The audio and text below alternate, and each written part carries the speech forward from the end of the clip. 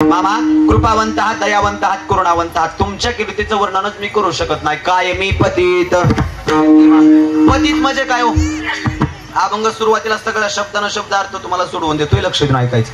पतित म्हणजे काय? पात्रता नसलेला. आपल्या साध्या भाषेत आमच्याकडच्या सांगायचं झालं तर मग लायकी नसलेला. काय म्हणतात त्याला? ज्याची लायकी नाही, ज्याची पात्रता नाही. मग आज तुकाराम महाराज असं कसं म्हणून घेतात की माझी पात्रता नाही, संतांचा अधिकार व्यक्त करावा एवढी पात्रता नाही. तसं बघायचं झालं तर संत जगद्गुरु तुकाराम महाराज श्रीमंत किती, ज्ञानानं श्रीमंत, अधिकारानं श्रीमंत, वैराग्यानं श्रीमंत, सगळ्या संतात परिस्थितीने श्रीमंत असणारे जगद्गुरु तुकाराम महाराज. जहागीरदार एवढी श्रीमंती होती, एवढी श्रीमंती होती. जगातली जर गोरगरिबांची पहिली कर्जमाफी कुणी केली असेल तर ते असणारे सावकार म्हणजे जगद्गुरु तुकाराम महाराज आहेत. बैलगाडी भरून इंद्रायणीच्या डोहामध्ये कर्जाच्या वाया बुडवल्या आणि अनेकांना कर्जमुक्त करणारे पहिले सावकार माझे जगद्गुरु तुकोबर आहेत गड्या. एवढे श्रीमंत होते. तुकाराम महाराजांच्या घरी बाबा 500 एकर जमीन होती, 500 एकर. आणि सासरे गुळवे पुण्याचे, त्यांच्या घरी 3600 एकर ऊस वर्षाला जात होता. तुमच्याकडे ऊस करतात ना महिला मंडळ? ऐका, तुकाराम महाराज आज मामांना मायबाप म्हणतायत त्या तुकाराम महाराजांची श्रीमंती. तुकाराम महाराज म्हणतायत मामा माझी कीर्ती नाही किंवा तुमच्या कीर्तीचं वर्णन करू नाही, एवढी माझी पात्रता नाही, एवढी पात्रता नाही म्हणतात. पण त्यांच्यापाशी आहे काय ते ऐका. जगद्गुरु तुकाराम महाराजांच्या घरी 500 एकर जमिनी, सासऱ्याच्या घरी 3600 एकर ऊस जात होता. बाबा आपला एकरच असतो, तो बी कारखाना जाळल्याशिवाय नेत नाही, तरी सुद्धा माणसाशी छाती काढून चालतात. मग आज तुकाराम महाराजांना किती गर्व पाहिजे. तरी पण तुकोबाराय म्हणतात बाबा मी श्रीमंत, मी जहागीरदार, हा माझ्या घरी हा संताचा दरबार आहे. तिथं गरीब आला तरी त्याच पारीला, श्रीमंत आला तरी त्याच पारीला. किती जहागीरदार आला त्याला पदरात घेतला जातो या, आणि किती गरीब आला तरी पदरात घेतला जातो. का तर इथं आपणा पारिके नाही, तिथे इथं आपपर भाव नाही. असा हा संताचा दरबार, सगळ्याला सामावून घेणारा हा वारकरी संप्रदाय आणि हा संताचा दरबार आहे. म्हणून तुकाराम महाराज म्हणतात मामा तुम्ही अधिकारी संपन्न संत. आता जिथं मामा हा शब्द वापरेल तिथं संत घ्यायचं बरं. तर मामाच्या पुढे म्हणून मामा म्हणावं लागतंय, तर तिथं सगळे संत आले. मामा तुम्ही सामान्य नाही, तुमच्या कीर्तीचं वर्णन मी करू शकत नाही. काय मी पतित कीर्तिवान तुकोबराया, काय तुम्ही संताच्या कीर्तीचं वर्णन करू शकत नाही? कारण संत विश्वामध्ये आले. आज संत बाळूमामा या विश्वामध्ये आले, ज्ञानोबराय तुकोबराय आदी करून सगळे संत विश्वामध्ये आले. थोर महात्मे या विश्वामध्ये जन्माला आले. त्या पाठीमागं काहीतरी कारण आहे. कारण म्हणण्याऐवजी आज का होईना या आपल्या शिकरा गावामध्ये श्री संत सद्गुरू बाळूमामांची असणारी 12 नंबर पालखी आलेली आहे. प्रश्न कधी कधी असा पडतो, मामा तुम्ही मुक्या जनावरांचा पायदिंडी सोहळा घेऊन आमच्या या साध्या गावामध्ये आला. कधी कधी प्रश्न असा आहे मामा तुम्ही ह्या मेंढरांचा या जनावरांचा संसार घेऊन आमच्या गावात आलाय कशा करता? त्याचं कारण तुकाराम महाराज देतात उत्तर ऐका. आज तुमच्या शिकरा गावामध्ये संत बाळूमामांच्या मेंढ्या आल्यात, संत बाळूमामांची पालखी आली, त्या पाठीमागं फक्त एकच कारण आहे. काय? उद्धराया जन जड जीवा. कारण म्हणण्याऐवजी अवतार त्या करताय संताचा. अवतार तुम्हा धराया कारण, उद्धराया जन आणि जड जीव. जनाचा सुद्धा उद्धार केला आणि जड जीवांचा सुद्धा उद्धार माझ्या संतांनी केला. महाराज उद्धार केला म्हणजे नेमकं काय केलं?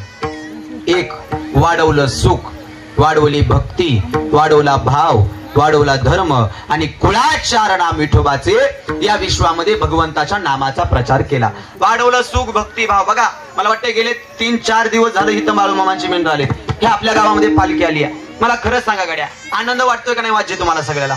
किती सुख वाटतं. तुमची दुपारी 4 वाजल्यापासून धावपळ चालू असते. आता संध्याकाळी तळावर जायचे, मामांच्या भेटीला जायचे असते का नाही गडबड?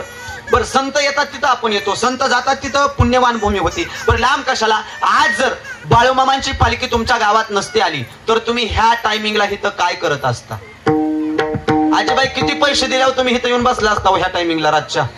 अजिबात नाही गड्या. संताच्या चरणाची ताकद तेवढी या, न सांगता इथं यावं लागतं. का तर संताचा अधिकार तेवढा आहे. का तर मामा आलेत हे वाढावं या सुख वाढवण्यासाठी, वाढावं या सुख, भक्ती, भाव, धर्म आणि नामाचा प्रचार करण्याकरता मामा विश्वामध्ये आले.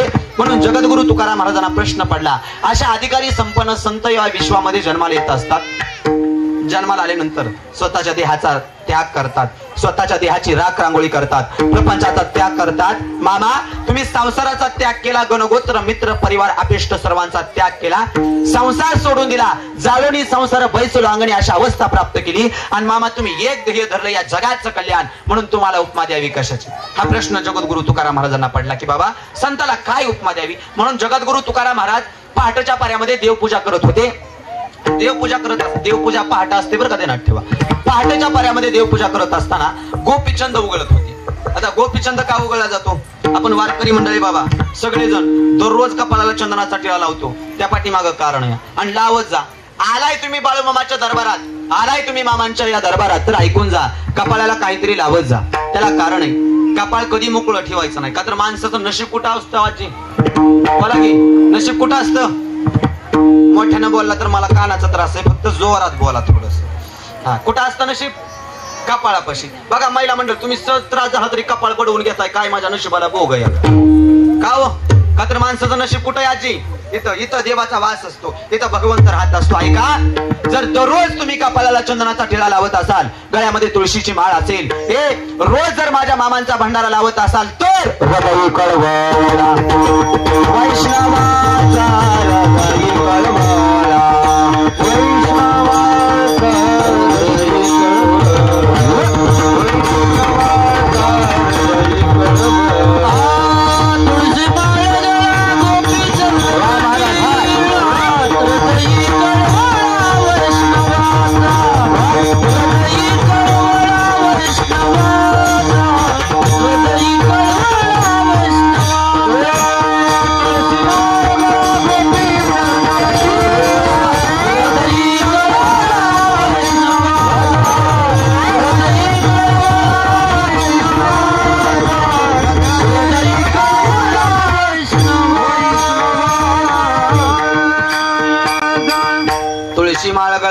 गोपीचंद टिळा, हृदयी कळवळा वैष्णवांचा. महाराज, हृदयी कळवळा वैष्णवांचा म्हणजे काय?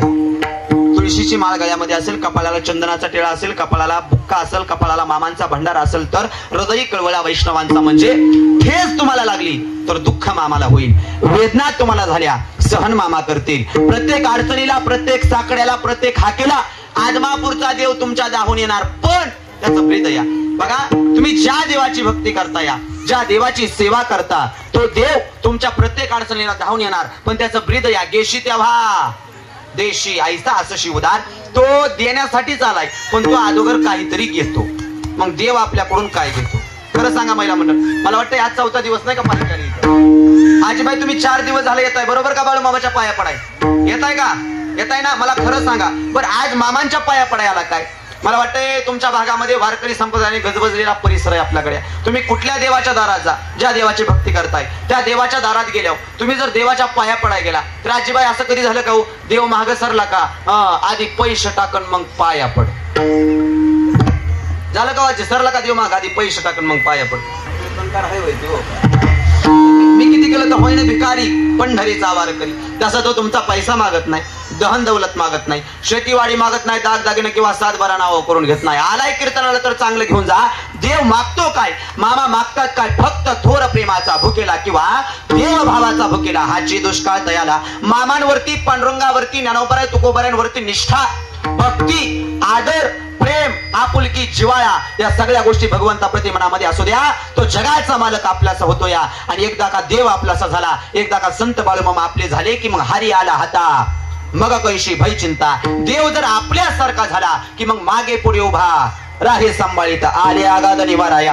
चिंता करायची गरज नाही, फक्त देव आपलासा झाला पाहिजे. आपलासा केला संत बाळूमामांनी, म्हणून तुकाराम महाराजांना प्रश्न पडला, अशा संतांना उपमा द्यावी कशाची? पहाटेच्या पाऱ्यामध्ये गोपीचंद उघडत होते, आणि गोपीचंद उघडत असताना प्रश्न पडला, बाबा जसा हा चंदन उघडल्यानंतर झिजून झिजून झिजून नष्ट होतो या.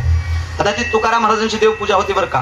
तुकाराम महाराजांची देवपूजा चालू असताना, तुकाराम महाराजांचं नामस्मरण चालू असताना एखाद्यानं जाऊन जर तुकोबऱ्यांचं तोंड दाबलं तर तुकाराम महाराजांच्या रोमारोमातून विठ्ठल विठ्ठल आवाज येत होता. ही भक्ती तुकाराम महाराजांची होती, एवढं सामर्थ्य होतं. का तर तुकाराम महाराजांचं काम असते दिनरजनी हाची गंधा, गोविंदाचे पोवाडे किंवा शिंक जांभळी खोकला, इतुकाची वेळ वाया गेला. एवढं सामर्थ्य माझ्या जगद्गुरु तुकोबऱ्यांचं होतं. हे पहाटेच्या पर्यंत गोपीचंद उघडत होते. ती देवपूजा तुकाराम महाराजांची. आपली देवपूजा वेगळी असते. आपण गोपीचंद उघडत उघडत भावकीला शिव्या घालतो, ही आपली देवपूजा आहे. तशी तुकाराम महाराजांची देवपूजा होती गाड्या. सहज प्रश्न आलाय, जसा मी हा गोपीचंद उघडतोय, उघडून तो नष्ट होतोय, त्याचं कार्य पूर्णत्वाला जातं या. त्याप्रमाणे संत या विश्वामध्ये असावे. या विश्वामध्ये आले, स्वतःचा देह या चंदनाप्रमाणे झिजवला, उगळला आणि भक्ती नावाचा सुगंध हा पाठीमाग दरवळत ठेवला. म्हणून तैसे तुम्ही जगी संत जन, कसे तुका म्हणे गुण चंदनाचे अंगी, तैसे तुम्ही जगी संत जन. आमच्या गावात आज आलाय कशा करता, एकच कारण, अवतार तुम्हा धराय कारण, फक्त उद्धराया जन जड जेवा काहीसा. या अर्थाचा अतिशय पवित्र, अतिशय गोड, अतिशय समर्पक, आजच्या प्रसंगाला साजेल असा संताचा अधिकार व्यक्त करणारा अभंग. विठ्ठल विठ्ठल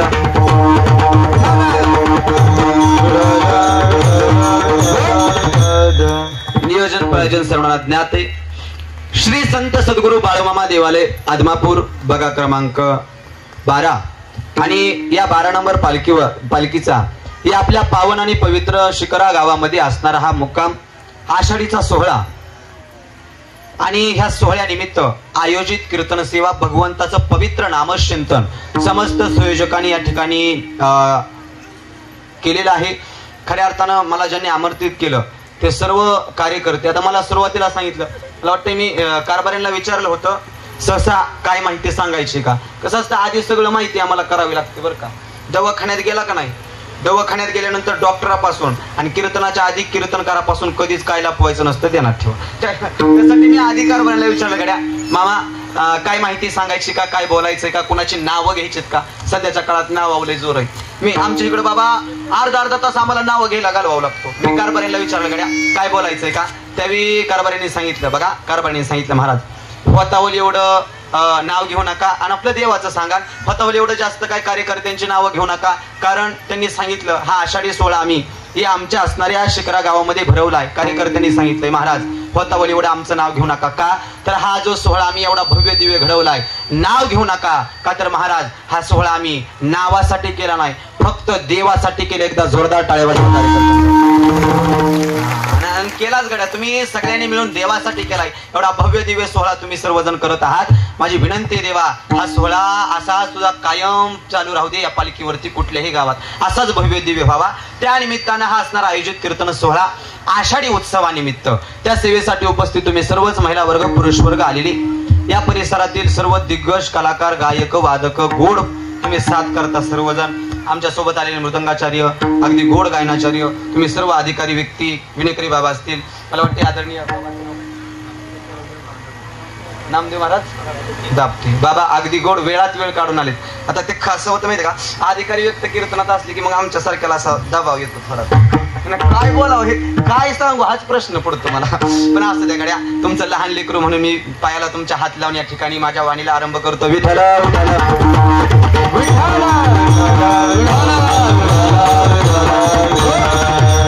अभंग जगद्गुरु तुकाराम महाराजांचा 4 चरणाचा मानवी देहाला उपदेश करणार आहे. मला वाटतंय गोड साऊंड सिस्टीम आहे, फक्त गायन करताना विकू द्या आणि बोलताना असाच आवाज ठेवा, मस्त आवाज येतोय. हा, आणि आजचं जे झालेलं कीर्तन आहे बघा, अजून काय तास सव्वा तास कीर्तन चालणार आहे. जे झालेलं कीर्तन जर तुम्हाला परत कधी पाहावंसं वाटलं तर या ठिकाणी बाळूमामांचा युट्यूब चॅनल आपल्या या ठिकाणी उपलब्ध झालेला आहे. मला वाटते आमचे रामदादा राठोड यांच्या माध्यमातून ह्या असणाऱ्या 12 नंबर पालिकेचा फार मोठा प्रचार झाला, लय मोठा. मला वाटते किती सबस्क्रायबर झाले दादा? 2,65,000. जोरदार टाळी वाजवायची. फक्त कशावर? फक्त बाळूमामा. अख्खा चॅनल पहा त्यांचा. बाळूमामा सोडून दुसरी पोस्ट नाही किंवा बाळूमामा सोडून दुसरं काही तुम्हाला त्यावरती पाहायला मिळणार नाही. एवढा जर प्रचार ह्या चॅनलनं नामाचा केला असेल गड्या, माझा तर दंडवत आहे दादा तुमच्या चरणी. हा चॅनल असा जगभर प्रसिद्ध व्हावा आणि बाळूमामांच्या नामाचा जागर, बाळूमामांच्या नामाचा प्रचार बाळूमामांनी तुमच्याकडून करून घ्यावा, एवढी मामाच्या चरणी प्रार्थना करतो. पुन्हा एकदा तुमच्या चरणी नतमस्तक होत असताना चुकून कुणाचं नाव राहिलं असेल बघायचे, आमचे कारभारी मामा असतील, उपकारभारी मामा, आचारी मामा, पुजारी मामा, मेंढके मामा, मेंढे माऊली चरणी नतमस्तक होत असताना तुम्हा सर्वांच्या चरणी नतमस्तक, ग्रामदैवता चरणी दंडवत, गुरुवारी यांच्या चरणी दंडवत, सगळं संत महात्मी मायबाप श्री संत सद्गुरु बाळूमामा चरणी दंडवत. वाणीला आरंभ. विठ्ठल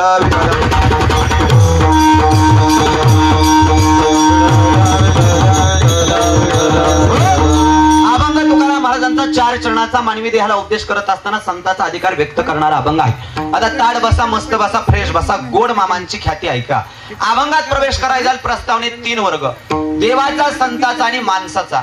आजच्या कीर्तनामध्ये आपल्याला फक्त देवाचं आणि संताचं बघायचं, माणसाचं आपल्याला अजिबात ऐकायचं नाही, का तर कीर्तन काय वर्ष श्राद्धाचं हाय होय. नाही ना? हा, मग बोलत चला. तुम्ही नाराज नाही ना कोणी माझ्यावर? नाही ना? मग मस्त बसा बरं, ताड बसा, फ्रेश बसा. मामांच्या लेकी आपण मस्त बसायचं, चेहऱ्यावरती हास्य ठेवायचं आणि गोड कीर्तन ऐकायचं. 3 वर्ग, देवाचा, संताचा, माणसाचा. माणसाचं काय बघायचं नाही, पाहायचं देव आणि संत. देव जाऊन आणावा लागला आणि संत आज या विश्वामध्ये स्वतः आली. बाळूमामा आज तुमच्या गावात स्वतः आली.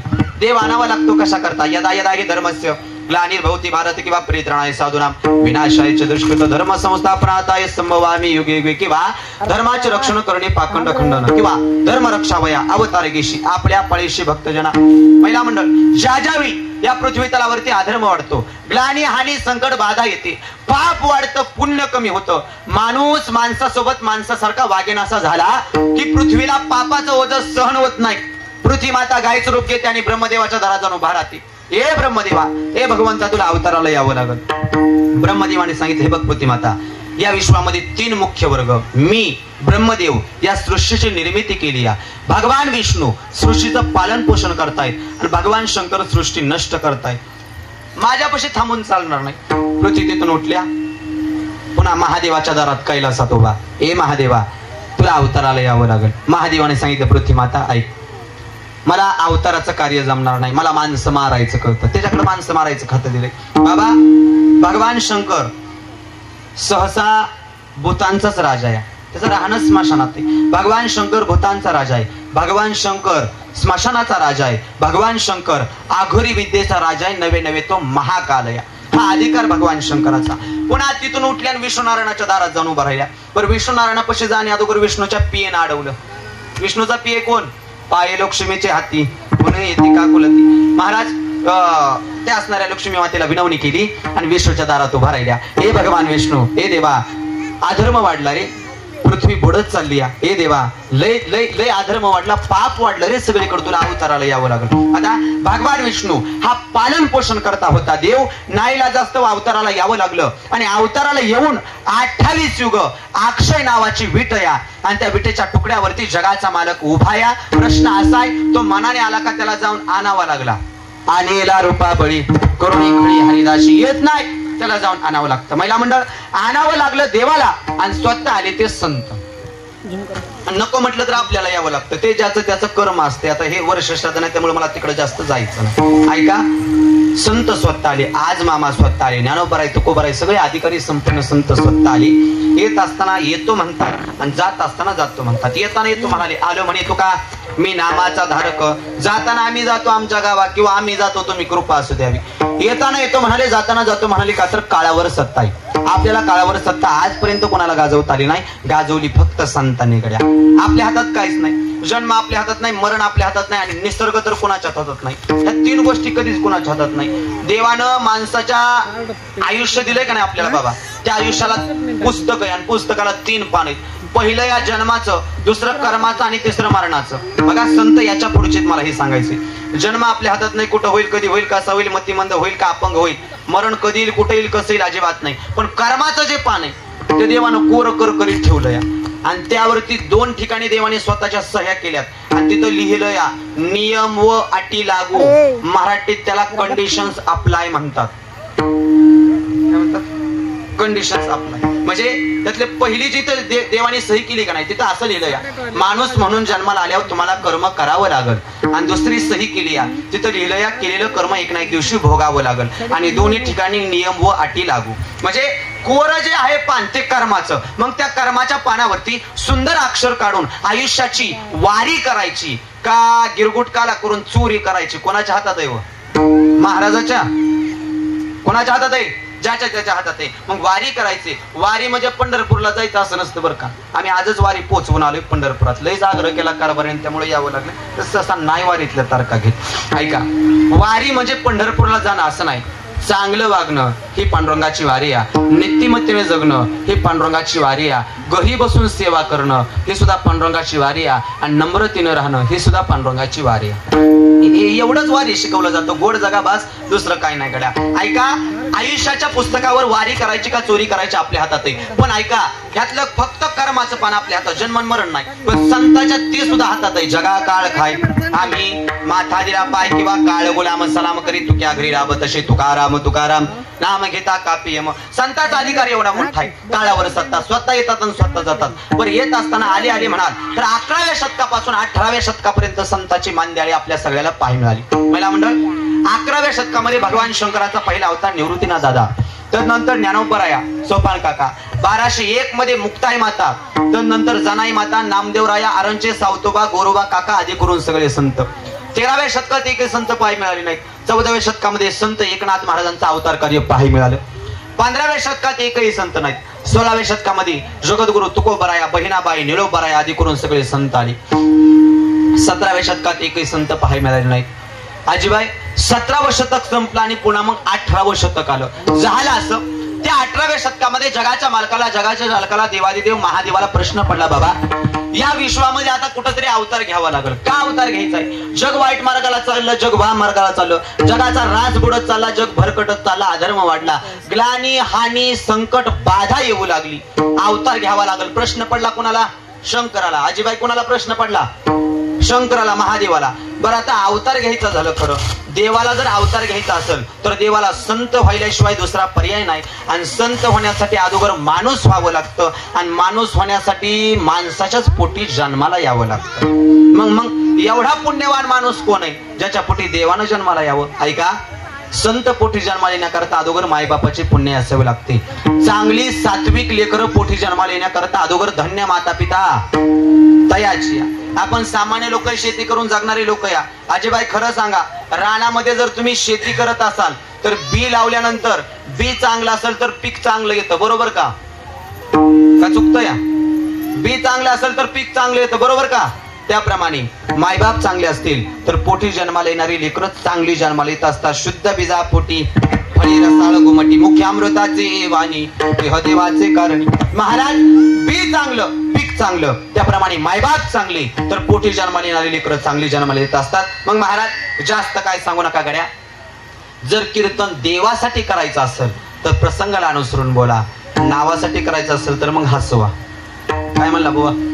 मग आम्हाला देवासाठी करायचंय. आणि देवासाठी जर करायचं असेल तर प्रसंगाला अनुसरून बोलावं लागल. आणि प्रसंग जर मामाच्या दरबारात आहे तर आम्हाला मामा कळाले पाहिजेत.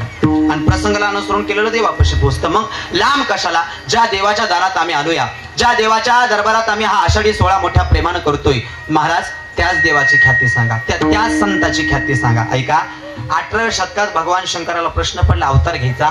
कुस निवडली होती महिला मंडळ, आकोळगावच्या सुंदरा माता आणि वडील मायप्पांची. तुम्ही म्हणताल मग त्यांचं काय पुण्य होतं? बाळूमामाची आई सुंदरा माता आणि वडील मायप्पा पंढरपूरच्या पांडुरंगाची मनोभावे सेवा करत होते आणि माहेरचा देव आप्पाच्या वाडीच्या हलसिद्धनाथाला मनोभावे पूजत होत्या.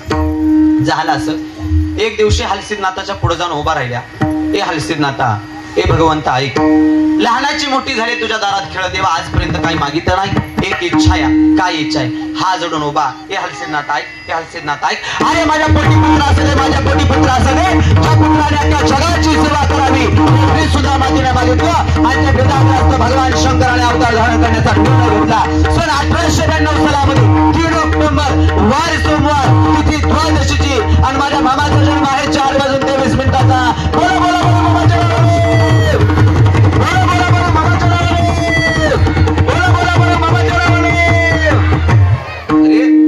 सन 1892 सालामध्ये 3 ऑक्टोबर वार सोमवार तिथी द्वादशीची आणि जगाचा मालक संत बाळूमामा जन्माला आले 4:23. बघा का अवतार घेतला? अधर्म वाढला होता त्याकरता, जगाच्या कल्याणाकरता. ज्या मामाच्या पुढे बसलाय, ज्या मामाच्या दरबारात तुम्ही आलाय, त्या मामांचा अधिकार ऐकून जागड्या. संत बाळूमामा जन्माला आले. बरं, जन्माला आले ते सामान्य नाही. जन्माला आल्यावर बाळूमामांनी भरपूर चमत्कार केले. हे जग जाहीर आहे. तुम्ही रोज मोबाईलच्या द्वारा किंवा सोशल मीडिया द्वारा किंवा प्रत्यक्षात पाहता मामांचं संतांचं चमत्कार. पण मी थोडं आज वेगळं सांगतो. बाळूमामाने जन्माला आल्यानंतर भरपूर चमत्कार केले आजीबाई, तुम्हाला सगळ्याला माहिती. पण थोडं वेगळं सांगतो. बाळूमामा जन्माला यायच्या आधी सुद्धा चमत्कार करत होते. तुम्ही म्हणताल महाराज माणूस जन्माला यायच्या आधी काय करू शकतोय? ऐका आजी, बाळूमामा ज्यावेळी आईच्या पोटात होते, आईच्या उदरात होते, त्यावेळी सुंदरा मातेला डोहाळे लागत होते. काय डोहाळे लागायचे? आपल्या पतीला हाक मारायची मायप्पांना, अहो वैवा इकडे या. का ग सुंदरा, डोहाळे लागलेत मला. काय? म्हणे मला की नाही आज की नाही नंदीवर बसायचं या. काय डोहायला लागत होत्या आजी? नंदीवर बसायचंय. बरं का नंदीवर बसायचंय? पोटात कोण होतं सुंदरा मातेच्या? संत बाळूमामा. अवतार कोणाचा? शंकराचा. शंकराचं वाहन काय? असं बोलत चला फक्त, म्हणजे मला कळलं तुम्हाला कळतंय का नाही. दुसऱ्या दिवशी डोहायला लागले. काय डोहायला लागले आजीबाई? कोण म्हणलं माती खायचं? 2025 ची माऊली होती होय ती. माती खायचं डोहाळा लागाय अजिबात नाही. ध्यानात ठेवा, डोहाळं सुद्धा चांगलं लागावं लागतं. डोहाळं जर माती खायचं लागलं तर लेकरं जन्माला आल्या मातीच खात्यात. ध्यानात ठेवा मरेपर्यंत.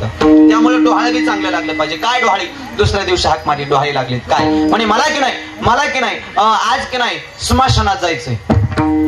काय बाळूमामा? बघा बाळूमामा पोटात असताना काय चमत्कार केले हे मी सांगतो या. पोटात असताना काय डोहाळे लागले सुंदरा मातेला? स्मशानात जायचंय. बरं आजीबाई माणूस स्मशानात कधी जातो? आमच्या बारामतीला माणसं मेल्यावर जाळतात. म्हणताना आम्ही काय पाकिस्तान मधून आलोय काय?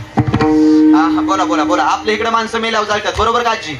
त्या जिवंतपणे जायचं म्हणत होत्या. त्याच्या पाठीमागं कारण आहे. पोटात संत बाळूमामा अवतार शंकराचा. भगवान शंकर स्मशानाचा राजा या. भगवान शंकर भूतांचा राजा आहे. भगवान शंकर आघोरी विद्येचा राजा आहे. नवे नवे तो महाकाल आहे. असे अनेक डोहाळे सुंदरा मातेला लागले. तर नंतर जगाचा मालक संत बाळूमामा जन्माला आले. बरं जन्माला आले ते सामान्य नाही बरं का. जन्माला आल्यापासून चालू लागले, रांगू लागले, बोलू लागले. स्वतःचा पोशाख निवडला होता. हातामध्ये काठी, कपाळाला भंडारा, मस्तकावरती फेटा, पायामध्ये कोल्हापुरी चप्पल, धोतर, नेहरू, हातामध्ये कडा, पायामध्ये तोडा. जगाचा मालक संत बाळूमामा जन्माला आली. त्रैलोक्याचा वाणी भोळा भंडारी आला घोंगडी टाकोनी काय द्यावरी पिवळा भंडारा लावणी कपाळावरी. बाळूमामा खरा शिवशंभू अवतारी. बाळूमामा खरा शिवशंभू अवतारी. हो फळाला आली माय बापाची पुण्याई. हली सिद्धनाथाची कृपा झाली भक्त ठाई. अन्यायाला वाचा फोडी सत्वरी. बाळूमामा खरा शिवशंभू अवतारी. इडा पिडाला करुण तळी गोल रिंगण. इडा पिडाला करुण तळी गोल रिंगण. खातो कन्या मिल मामा आनंदान. भरली सुकान झोळी भक्ताची पुरी. बाळूमामा खरा शिवशंभू अवतारी. जगाचा मालक संत बाळूमामा जन्माला आले. तुम्ही म्हणसाल महाराज कुठल्या ग्रंथात लिहिलंय हे गाणं? तुम्ही अधिकारी लोक तुम्ही म्हणसाल महाराज कुठं लिहिलंय? बाबा एका महात्म्याच्या मुखातलं वाक्य. कीर्तनामध्ये देवाचं कार्य, देवाचा भाव, देवाचा अधिकार व्यक्त करणारं गीत असेल. संताचा भाव, संताचं कार्य, संताचं जर अधिकार व्यक्त करणारं गीत असेल तर ते कीर्तनात हमखास घ्यावं. ते कीर्तनात चालतं. कीर्तनात काही बी म्हणा देवाचं ते चालतं. चालत नाही काय माहितीये का? पिक्चरची गाणी जी सगळीकडे चालले हे तर नाही. हे तर काय बी म्हणा फक्त देवाचं म्हणा. ऐका म्हणून हे गीत घेतलं मी विचार करून. ऐका महाराज संत बाळूमामा जन्माला आली. पण जन्माला आल्यापासून काय करत होते? ऐका जन्माला आल्यापासून स्वतःचा पोशाख निवडला आणि जगाचं कल्याण करणं चालू केलं होतं. जन्माल्यापासून मामांचं वागणं आणि राहणं हे विचित्र होतं. झाडाच्या शेंड्यावर जाऊन बसायचे म्हणायचे माझं शुकर. काट्यावर झोपायचे म्हणायचे माझी गादी. असं विचित्र राहायचे. लोक म्हणाले बहुतेक बाळूमामाला वेड लागलं. मामा जन्मल्यापासून का नाही असं जसं कळायला लागले का नाही असं एकटे जायचे आणि झाडाखाली जाऊन एकटेच असे बडबड बडबड बड करायचे. सहसा सगळे संत मनाला बडबड करत होते. कसे? मनाला बडबड. महाराज बाळूमामा झाडाखाली बसायचे आणि मनालाच बडबड करायचे. लोक म्हणायचे बहुतेक बाळूमामाला वेड लागलं. संताला लोक वेडी म्हटली. बघा त्यावेळी संताला लोक वेडी म्हटली म्हणून आताची शहाणी संताच्या नामात वेडी होतात. ध्यानात ठेवा. हे कळणाराला कळत. ऐका बाळूमामा एकटं झाडाखाली बसायचे आणि मनाला बडबड बडबड करायचे. अलीकड आपण सुद्धा एकटंच मनाला बडबड बडबड करतो. फरक एवढाच या आपल्या कानात काहीतरी असतं. तुम्हाला भाषा कळते ना माझी? कळते का? हो नाही तर नाहीतरी म्हणा. कळते ना? मग तुम्ही असं चेहरा का केलं ते बरं? असं तुम्ही मस्त बसा बरं. फ्रेश बसा. महिला मंडळ मामाच्या दारात आहे. तुम्ही मस्त बसा. बाबा काय कणी असं चेहरे केले तर असं वाटतंय 2 तास कीर्तन करावं. काय कणी असं चेहरे केलं तर असं वाटतंय फेटा काढावा आणि त्याच्या मांडीवर जाऊन झोपावं. असले बेकार तोंड करून बसतवे कीर्तनात. कीर्तन चांग होय अंगारी रूप जेथे कीर्तनाची जागा तेथे पांडुरंग उभा. कीर्तनात देव आलाय आणि कीर्तनात देव आल्यावर जर आपण तोंड पाडली तर देव कायमचा पाडल. त्यामुळे मस्त बसायचं, प्रेम बसायचं आणि शेवटचा दिवस म्हणून जगायचा आयुष्यातला तर आयुष्यामध्ये मजा आहे. ध्यानात ठेवा. मस्त बसा, फ्रेश बसा. काय सांगत होतो म्हणा? कीर्तन आल तू कुठं शिकरा गावात, दुसरं कुठं आलत तेव्हा. ऐका मुद्दा हा चालू होता. बाळूमामा एकटं झाडाखाली बसायचे आणि मनाला बडबड करायची. आपण सुद्धा मनाला एकटंच बडबड करतो. फरक एवढाच आहे, आपल्या कानामध्ये काहीतरी असतं. काय म्हणतात त्याला बोला? हेडफोन. अजून एक नाव आहे त्याला ब्लूटूथ. अजून एक नवीन नाव आलं या हेअरबर्ड. काय म्हणतात त्याला? हेअरबर्ड आलंय बघा. आता तसं बघायला जाल तर कीर्तन म्हणजे फक्त देव सांगायचं नाही बरं का. सध्याच्या काळात माणसाला माणसात आणण्याचं साधन एक राहिलंय जगात, त्याचं नाव आहे कीर्तन. नाहीतर कोण कोणाचं ऐकून घ्यायला मोकळं नाही. तुम्ही कीर्तनातच फक्त ऐकता. कीर्तन म्हणजे देव नाही, तुम्हाला जगायचं कसं, वागायचं कसं, मारायचं कसं हे कीर्तन शिकवते. मोबाईल ही गोष्ट अशी आहे, जेवढी चांगली वापरचाल तितकी उंचीला नेते, आणि मोबाईल ही गोष्ट अशी आहे जितकी वाईट वापरचाल तितकी मातीत घालते. मग वापरणं आपल्या हातामध्ये. आणि अलीकडच्या काळात बघा तुम्ही, माणसासोबत माणूस सुद्धा बोलत नाही ह्या मोबाईलमुळे. बाबा झालं असं, आमच्या पलीकडे सोलापूर जिल्ह्यामध्ये माळशिरस तालुका आहे, आणि तिथं बहीण दिली या माळशिरस तालुक्यामध्ये. झालं असं, बहीण आणि दाजी एक दिवशी घरी आले. घरी आल्यानंतर आजीबाई आमचे दाजी असे पुढे सोप्यावरती बसली होती, म्हणजे माझे मेहुणी पुढे बसले सोप्यावरती. 1 तास दाजी माझ्या पुढे बसली होती महाराज. 1 तासभर दाजी असं मोबाईल मध्ये बघत होतं. मी दाजीच्या तोंडाकडे बघत होतो, दाजी मोबाईल मध्ये बघत होते. मला वाटलं गड्या दाजी आता तरी बोलतील, म्हणतील महाराज काय चाललंय, कसं चाललंय कीर्तन, काहीतरी विचारतील, म्हणून मी आशानं त्यांच्या तोंडाकडे बघत होतो. पण दाजी 1 तासभर मोबाईल मध्ये बघत होतं. झालं असं, 1 तासानं दाजीनं माझ्याकडे वर बघितलं. आजीबाई मला लय आनंद झाला. म्हणलं गाडी आता महाराज काहीतरी विचारतील दाजी, महाराज कसे चाललेत कीर्तन, कसं चाललंय कॉलेज, रानातलं शेतीवाडी, काय कसं चाललंय, काहीतरी दाजी विचारतील म्हणून मला आनंद झाला. 1 तासभर दाजी मोबाईल मध्ये बघत होतं. 1 तासानं दाजीनं माझ्याकडे बघितलं, आणि 1 तासानं दाजीनं माझ्याकडे बघून माझा मेहुणा मला म्हणला, चपट्या पिण्याचा चार्जर आहे का?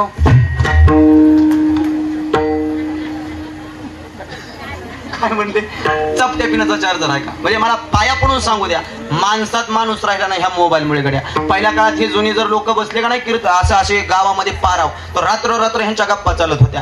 आताची 4 पोरं बसू द्या, एकाच्या तोंडाकडे बघत नाही, सगळ्याचं लक्ष मोबाईल मध्ये. पाया पडून सांगतो गड्या, मोबाईल आणि टीव्ही ह्या गोष्टी जेवढ्या चांगल्या तेवढ्या वाईट वापरणं आपल्या हातामध्ये. फक्त त्यातून घ्यावं काय हे कळायला पाहिजे. 24 तास त्याच्या पुढे बसू नका गड्या, पाया पडतो. तसं बाळूमामा एकटं मनाला बडबड करायचे. फरक एवढा, बाळूमामा देवासोबत बोलत होते. आणि देवासोबत कधी बोलता येतं माहितीये का? ज्यावेळी स्वतःची इंद्रिय स्वतःच्या ताब्यात न राहणं, त्याच वेळी म्हणता येतं मरण माझे मरुनी गेली. आता हा अभंग जगद्गुरु तुकाराम महाराजांनी असताना लिहिला का वैकुंठाला गेल्यावर लिहिला? आणि तुकाराम महाराज वैकुंठाला गेले वाक्य खाली आणलंय ना. तुकाराम महाराज वैकुंठाला गेले हे आम्हाला मान्यच करावं लागेल. जे परंपरेनं चालत आले तेच समाजापाशी सांगितलं पाहिजे गड्या. वारकरी संप्रदायाच्या विरोधात अजिबात गेलं नाही पाहिजे. ऐका, जगद्गुरु तुकाराम महाराज वैकुंठाला गेले मान्य करावं लागेल. पण मरण माझे मरून गेले हा अभंग असताना लिहिला का वैकुंठाला गेल्यावर? असताना लिहिला. मग आजीबाई असताना कुठं म्हणता येतं का मेलो या? अजिबात नाही. पण ज्यावेळी स्वतःची इंद्रिय स्वतःच्या ताब्यात न राहणं, माझी मज झाली अनावर वाचा, छंद या नामाचा घेतला शे, स्वतःची इंद्रिय स्वतःच्या ताब्यात न राहणं आणि स्वतःचा देह भगवंतमय होणं, त्याच वेळी म्हणता येतं मरण माझे मरून गेली मज केली अमर. अशी अवस्था संत बाळूमामाची होती गड्या. देवासोबत एक रूप व्हायचे, देवासोबत बोलायची. लोक म्हटले बहुतेक बाळूमामाला वेड लागलं. तिथून पुढं अख्खं जग वेड म्हणायचं, अख्खं जग खुळं म्हणायचं. पण एक व्यक्ती अशी होती बाळूमामाला शहाणं म्हणायची. कोण हो? कोण या? कोण असेल? आई आई आई. तिची जागा जगात आजपर्यंत कोणाला घेता आली नाही. आ म्हणजे आत्मा, ही म्हणजे ईश्वर. ईश्वराचा आत्मा जिच्यामध्ये तिला म्हटलं जातं आई. स्वतःच्या देहाचा न विचार करता लेकरावरती निस्वार्थ भावनेने प्रेम करते. लेकुराचे हित वाहे माऊलीची चित्ताई शिकळवल्याची जाती करी लाभावी न प्रीती. कोणत्याच लाभाची ना अपेक्षा करता लेकरावर प्रेम करते, तिला म्हटलं जातं आई. आता जग वेळ म्हणतंय बाळूमामाला, पण आई म्हणाली नाही ग, माझा बाळू शहाणा आहे. बाळूमामाने लहानपणी जिवलग मित्र गुंडापा मेलेला जिवंत केला होता. अख्ख्या गावात चर्चा पसरली होती, बाळूमामाने मेलेला जिवंत केलं मेलेले. आणि ते प्रमाणे मेले माणूस जिथं उठविले, हा अधिकार आहे संताचा गड्या. काळावर सत्ता या. मेलेला माणूस जिवंत केलं होतं, चर्चा पसरली गावात. आणि बघा, चांगली चर्चा असेल तर आजीबाई लवकर पसरत नाही. पण एखादं विचित्र काय घडू दे, अख्ख्या गावामध्ये चर्चा पसरते. आणि ते अख्ख्या गावात चर्चा पसरली. पुरुषांची चर्चा चालू झाली. भैर पारा बसलेले बरं का, गावात पारा बसलेले. आमच्या इकडं तर गावात पारा बसलेले फुकटचे CCTV कॅमेरे असतात, हे माझं मत आहे.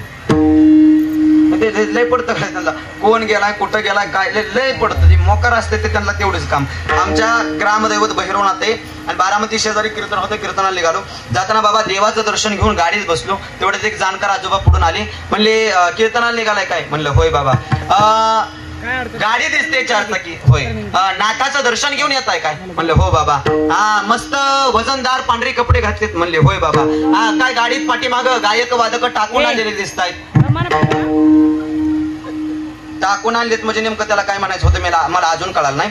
बहुतेक त्याला म्हणायचं होतं बसवून आणले. ते म्हणला गायक वादक टाकून? होय. म्हणलं बाबा होय. मग तुम्ही बी असं कीर्तनाला निघालेलं दिसताय? म्हणलं होय बाबा. मग महाराज दिसताय? म्हणजे इतक्या उशीर तुला पोतरा दिसत होतो. अक्कवर्ण विचारून घ्यायचं पुण्या म्हणायचं महाराज हे सांगतोय काय मोकार बसले. तशी चर्चा चालू झाली. वैर काय कळालं का? सुंदराचा पोरगा म्हणे बाळू मेलेली माणसं उठवतोय. पुरुषांची चर्चा संपली, महिलांमध्ये चर्चा चालू झाली. महिलांची चर्चा कशी असते माहितीये का? ते ओठातली ओठात बोलतात, फक्त शेजारणीला कळतं काय म्हणतीये. तुला म्हणून सांगते साऱ्या शिकरा गावाला येडा आणते.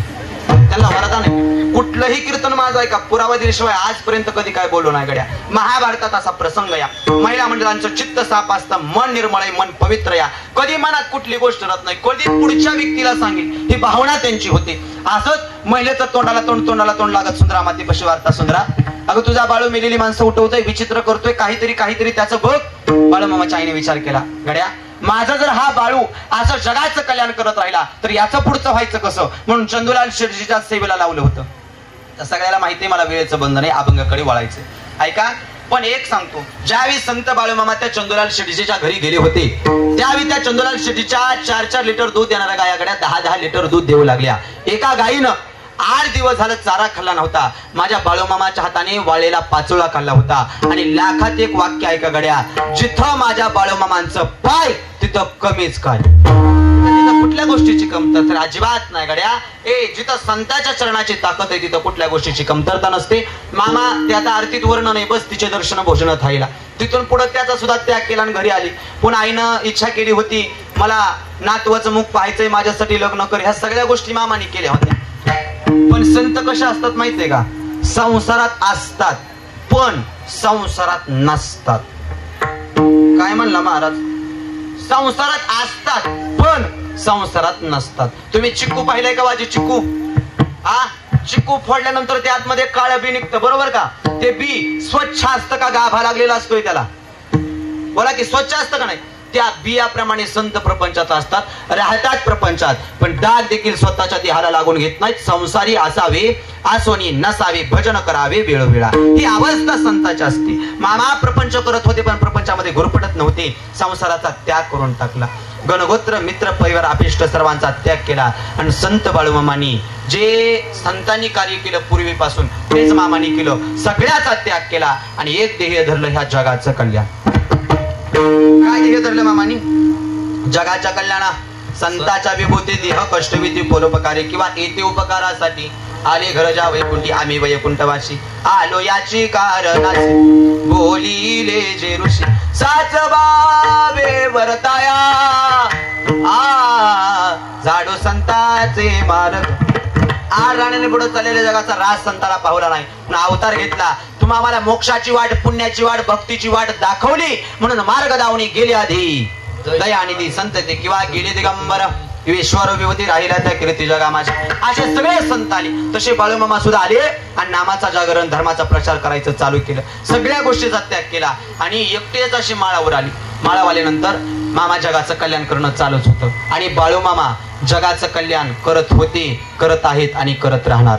संत काल होते, संत आज आहेत, संत उद्या राहणार. साधू थोर जाणार, साधू थोर जाणार, साधू थोर जाणार. कलियुग हे तीनदा काल लिहिलं तर साधू काल थोर होते, साधू आज थोर आहेत आणि साधू उद्या थोर राहणार. ज्यानं 6 विकार आदू केले त्याला साधू म्हणा. हे साधू श्रेष्ठ आहेत, संत श्रेष्ठ आहेत. ते संत काल होते, आज आहेत, उद्या राहणार. आणि जाहीर आहे का, जोपर्यंत चंद्र सूर्य तारे आहेत तोपर्यंत संत आहेत.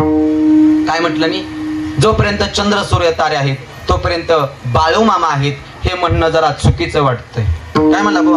जोपर्यंत चंद्र सूर्य तारे आहेत तोपर्यंत बाळूमामा आहेत, हे म्हणणं चुकीचं. या उलट जोपर्यंत संत बाळूमामा आहेत तोपर्यंत जगात चंद्र सूर्य तारे मान्य करावं लागेल. हे तुम्हाला मान्य करावं लागेल. जोपर्यंत संत आहे तोपर्यंत चंद्र सूर्य तारे आहेत. ज्या दिवशी संत संपतील आणि ज्या दिवशी वारकरी संप्रदाय संपल त्या दिवशी जगायचं कसं, वागायचं कसं लोकाला कळणार नाही.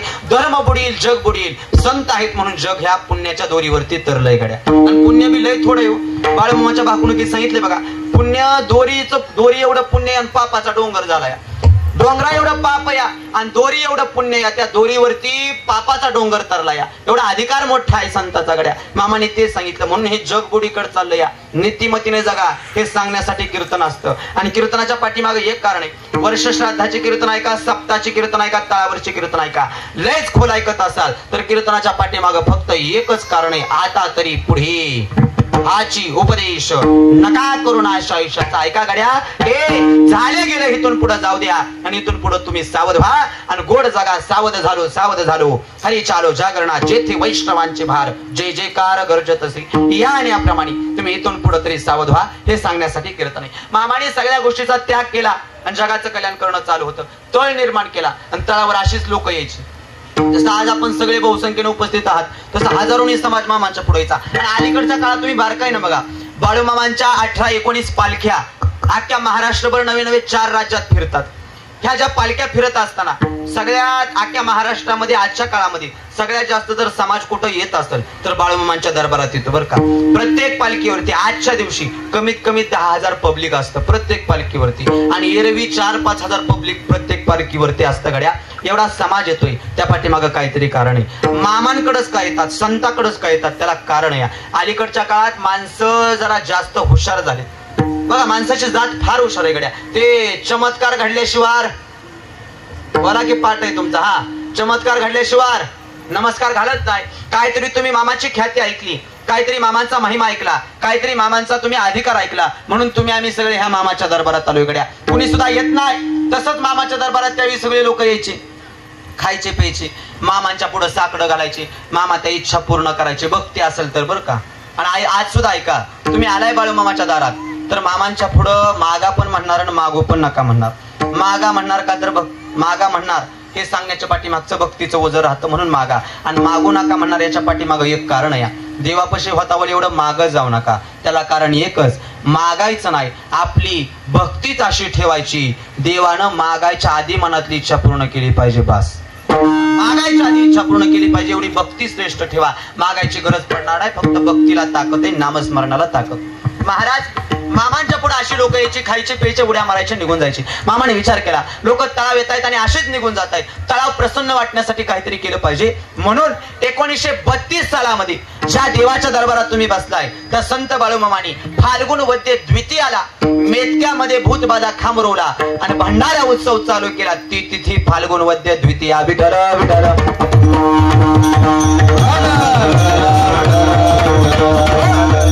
मामांनी भंडारा उत्सव चालू केला आणि भूतबाधा खांब आपल्या उद्धाराकरता रोवला. आता भंडारा उत्सव चालू केला म्हणजे नेमकं काय केलं आता लक्ष देऊन ऐका महिला मंडळ. हा सुद्धा आषाढी उत्सव म्हणजे एक प्रकारे त्याला भंडारा उत्सवच नाव आहे. बाळूमामाच्या दरबारात कुठलाही जागर असू द्या त्याला भंडारा हे नाव दिलं जातं गड्या. आदमापुरामध्ये सगळ्यात मोठी यात्रा बाळूमामांची भरते. त्याला यात्रा ह्या नावाने कमी ओळखलं जातं पण भंडारा या नावाने जास्त ओळखलं जातं. भंडारा म्हणजे सामान्य नाही गड्या.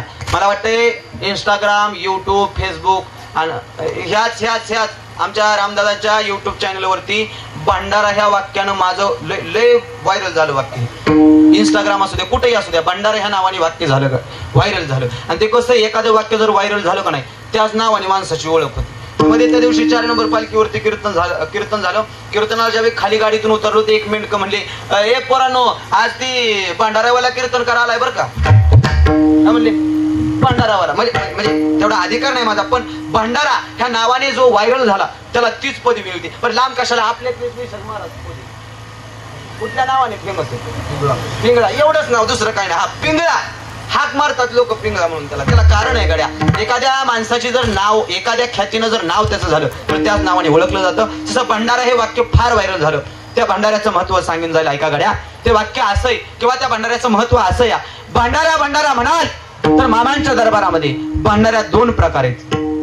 भंडाऱ्याचा पहिला प्रकार कपाळाला लावता येतो भंडारा, आणि भंडाऱ्याचा दुसरा प्रकार आरतीनंतर महाप्रसाद सेवन करता तो भंडारा. कपाळाच्या भंडाऱ्याचं महत्व आहे का? मामांच्या दरबारात आल्यानंतर कपाळाला भंडारा न लावता निघून जाणं हे दुर्भाग्याचं लक्षण आहे. कारण इथं आल्यावर अरे ज्याच्या कुणाच्या कपाळाला माझ्या मामाचा भंडारा लागेल ना, त्याची कर्मरेषा बदलण्याची ताकद मामाच्या भंडाऱ्यामध्ये आहे. एवढा मोठा अधिकार आणि एवढं मोठं सामर्थ्य मामाच्या भंडाऱ्याचं, एवढं मोठं सामर्थ्य. नशिबात नसणाऱ्या गोष्टी मिळवून देणारा देव म्हणजे संत बाळूमामा आहेत गड्या. पण अगोदर भक्ती तेवढी श्रेष्ठ पाहिजे. उगा देवाच्या पुढे हात जोडून उपयोग नसतो गड्या. नुसती भक्ती असून बी उपयोग नाही बरं का. जी गोष्ट मागताय त्याला प्रयत्न पाहिजे. का तर प्रयत्न अंती परमेश्वर. देव कधी सुरुवातीला साथ देत नाही, देव शेवट साथ देत असतो. सुरुवातीला अजिबात देत नाही. म्हणून प्रयत्न करा आणि मामांच्या पुढे हात जोडून उभा राहा गड्या. मामा प्रयत्नांना साथ देतात. पहिला भंडाऱ्याचा प्रकार कपाळाचा आणि दुसरा भंडाऱ्याचा प्रकार आरतीनंतर महाप्रसाद सेवन करता तो भंडारा.